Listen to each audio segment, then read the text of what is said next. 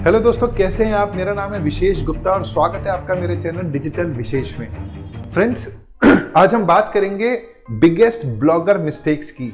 ऐसा क्या होता है जिसकी वजह से हम एक ब्लॉग क्रिएट करते हैं और दूसरों की तरह हम उसको ग्रो नहीं कर पाते। हमारा जो चैनल है ये साल भर हो जाता है, 2 साल हो जाता है, ब्लॉग जो है, और उस ब्लॉग को हम लोग ग्रो नहीं कर पाते, हमारे विजिटर्स नहीं आ रहे होते हैं। ऐसी क्या मिस्टेक्स हैं, ऐसी क्या गलतियां हैं, आज हम उसके बारे में डिस्कस करेंगे। तो दोस्तों, इससे पहले हम शुरू करें, सबसे पहले मैं आपसे रिक्वेस्ट करूंगा मेरा चैनल सब्सक्राइब कर दीजिए और कमेंट में अगर आपके कुछ भी डाउट्स है, क्वेरीज है, तो उनको कमेंट्स में आप पूछ सकते हैं। I will answer your queries with in 24 hours और आपको कमेंट सेक्शन में जो भी आप मुझसे पूछते हैं उसका आंसर जरूर मिलेगा। तो फ्रेंड्स, सबसे पहली ऐसी क्या गलती होती है जिसकी वजह से हमारा जो ब्लॉग है वो फेल होता है। तो आपकी सबसे पहली जो मिस्टेक है वो है फ्री ब्लॉग जो आपने क्रिएट किया है blogger.com पे या किसी और जैसे फ्री वर्डप्रेस ब्लॉग पे या विक्स के ऊपर। ठीक है, जो आपका फ्री ब्लॉग होता है उसमें मोस्ट ऑफ द टाइम आप देखेंगे कि आपने जो डोमेन यूज करी है वो एक कस्टम डोमेन नहीं होती है। जैसे visheshgupta.blogspot.com टाइप की जो डोमेन्स होती है वो होती हैं। ठीक है, और अधिकतर जो फ्री ब्लॉग्स होते हैं उसमें आपको बहुत सारे ऑप्शंस जैसे कस्टमाइजेशन से रिलेटेड, स्पीड ऑप्टिमाइजेशन से रिलेटेड नहीं मिलते। दूसरी चीज़, आपकी जो ऑडियंस है वो भी आपको सीरियसली नहीं लेती है। जो आपकी फ्री डोमेन है, अगर आपने फ्री डोमेन यूज़ करी है और वो एक टॉप लेवल डोमेन नहीं है, यानी वो डोमेन आपके बिजनेस से रिलेटेड नहीं है या वो डायरेक्ट डोमेन नहीं है, वो एक सब डोमेन की तरह बनी हुई है या एक फ्री डोमेन है, तो वो आपके जो ब्लॉग, आप खुद भी देखिएगा, कभी आप कुछ एज अ यूज़र आप गूगल पे सर्च करते होंगे तो xyz.blogspot.com आप शायद उसको कभी सर्च में पाएंगे भी नहीं और क्लिक भी नहीं करेंगे। जनरली जो ब्लॉग स्पॉट पे बनी हुई साइट्स होती हैं, अगर उसमें फ्री डोमेन है, आपने कस्टम डोमेन ऐड नहीं करी है, तो वो ब्लॉग ग्रो आराम से नहीं होता है। ठीक है, अब हम चलते हैं अपने सेकंड पॉइंट की ओर कि दूसरा जो पॉइंट है, ऐसी सेकंड हम लोग गलती आइडेंटिफाई करेंगे। तो चलते हैं अपने सेकंड पॉइंट की ओर।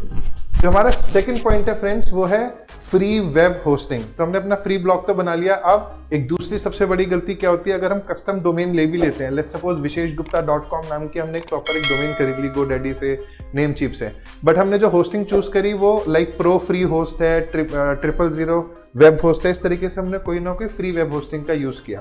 फ्री वेब होस्टिंग में क्या होता है कि एक ही सर्वर के ऊपर हजारों लाखों साइट्स होती हैं, आपको वो इतनी अच्छी स्पीड नहीं मिल पाती, कस्टमर सर्विस नहीं मिल पाती। आज की डेट में अगर आपको अपना पेज रैंक करना है तो स्पीड सबसे पहला कंसर्न है।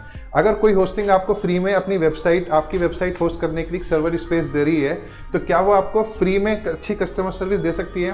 क्या आपको अच्छा अप टाइम दे सकती है? क्या आपको अच्छी स्पीड दे सकती है? The answer is no.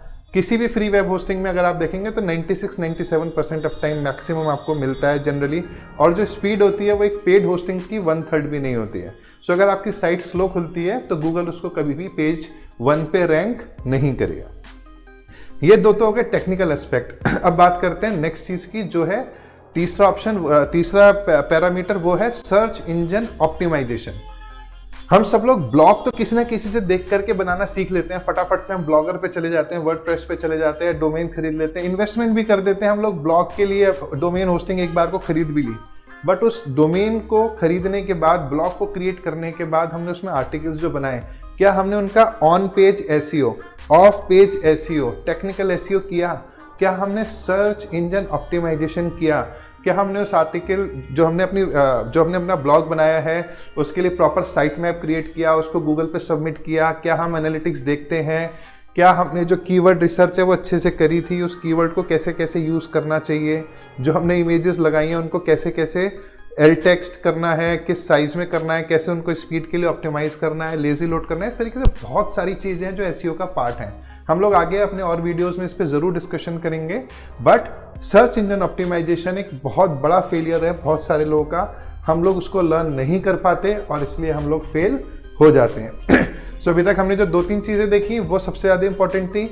उसके बाद जो नेक्स्ट है, चौथा नंबर का पॉइंट है, वो है नेटवर्किंग का। किसी भी ब्लॉग को अगर आपको ग्रो करना है, सो आपको लाइक माइंडेड ब्लॉगर्स, अपनी इंडस्ट्री के ब्लॉगर्स, उनको आउटरीच करना है, शाउट फॉर शाउट करना है, उनको ट्विटर में ऐड करना है, फेसबुक पे ऐड करना है, उनके ब्लॉग्स को आप प्रमोट करो, वो आपके ब्लॉग्स को प्रमोट करें। इस तरीके से ऑडियंस शेयरिंग हो और हम लोग एक दूसरे का नेटवर्क बनाएं। कभी भी जब आप ब्लॉगर्स को देखेंगे तो कोई भी प्रोफेशनल ब्लॉगर्स जो हैं वो हमेशा आप देखेंगे, फॉर एग्जांपल अगर हम नील पटेल की बात करें तो नील पटेल के ब्लॉग में, उसकी वीडियोस में आपको ब्रांड डीन का जिक्र मिलेगा। ब्रांड डीन के ब्लॉग में जो उनका बैकलिंक है आपको नील पटेल का जिक्र मिलेगा। So it is like audience sharing, ठीक है।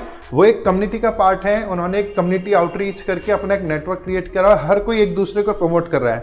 अगर आप सोचते हो कि सिर्फ आप खुद को प्रमोट करो और आप इंडिया के बेस्ट ब्लॉगर बन जाओगे, ऐसा नहीं होगा। जब तक आपको प्रोफेशनल लोग नहीं जानेंगे और जब तक आप अच्छे प्रोफेशनल्स की नज़र में नहीं आएंगे, आपका ग्रो करना नेक्स्ट टू इम्पॉसिबल है। सो आज ही सबसे पहले अपना फेसबुक यूज़ कीजिए, ट्विटर यूज़ कीजिए, अपने सोशल अकाउंट्स को यूज़ कीजिए, अच्छे ब्लॉगर्स के साथ कनेक्ट हुए, उनको अप्रिशिएट करना शुरू कीजिए और देखिए कि आप उनको कैसे प्रमोट कर सकते हैं अपने ब्लॉग्स के थ्रू इंटरव्यू या कैसे भी करके। और सिमिलरली जब आप दूसरों को प्रमोट करना शुरू करेंगे, so they will also in return start sharing your post with their audience and finally आपके जो ब्लॉग है उसमें ट्रैफिक ज़रूर आएगा। सो ये नेटवर्किंग ना करना एक अनदर मिस्टेक है, ठीक है। जो हमारी अगली मिस्टेक है वो है इनकंसिस्टेंट राइटिंग। जी हाँ, हमने आज ब्लॉग बना लिया, शुरू में बहुत सारा एंथुजियाज्म होता है, हम नया नया ब्लॉग शुरू करते हैं, रोज 2 पोस्ट लिख रहे होते हैं, 3 पोस्ट लिख रहे होते हैं, हफ्ते में 15-15 पोस्ट भी कई बार हम लोग लिख देते हैं।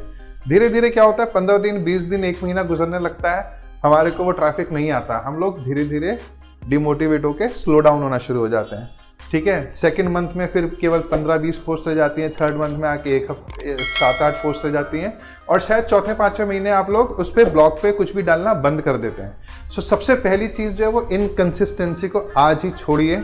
अगर आप एक ब्लॉग शुरू कर रहे हैं या ब्लॉग शुरू करने वाले हैं तो ये जो ब्लॉग है it is like any other business. आपको अपने आप को 1 साल 2 साल उस ब्लॉग में ज़रूर देना पड़ेगा और उसको झोंके रहना पड़ेगा। आज अगर आप कोई शॉप भी शुरू करते हैं तो पहले दिन आपके पास कस्टमर्स नहीं आने वाले, तो आप ब्लॉग के लिए सबसे पहले तो जो भी शुरू कर रहे हैं ब्लॉग को, आपको मान के चलना पड़ेगा कि 6 महीने साल भर तक आपकी जो साइट है वो सैंडबॉक्स पीरियड में रहेगी। सैंडबॉक्स मतलब वो समय जिस समय गूगल को आपकी साइट को पहचानने में और परखने में लगता है, ठीक है। वो समय पार होने तक आपकी साइट रैंक जनरली नहीं करती है, मगर उस समय पे आपको कंसिस्टेंटली आर्टिकल्स डालने चाहिए।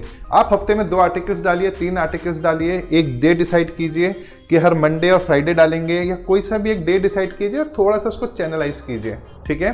हफ्ते में 1, 2, 3, 4 नंबर आप डिसाइड कीजिए, बट जो नंबर आपने डिसाइड किया उसको कंसिस्टेंटली मैनेज कीजिए।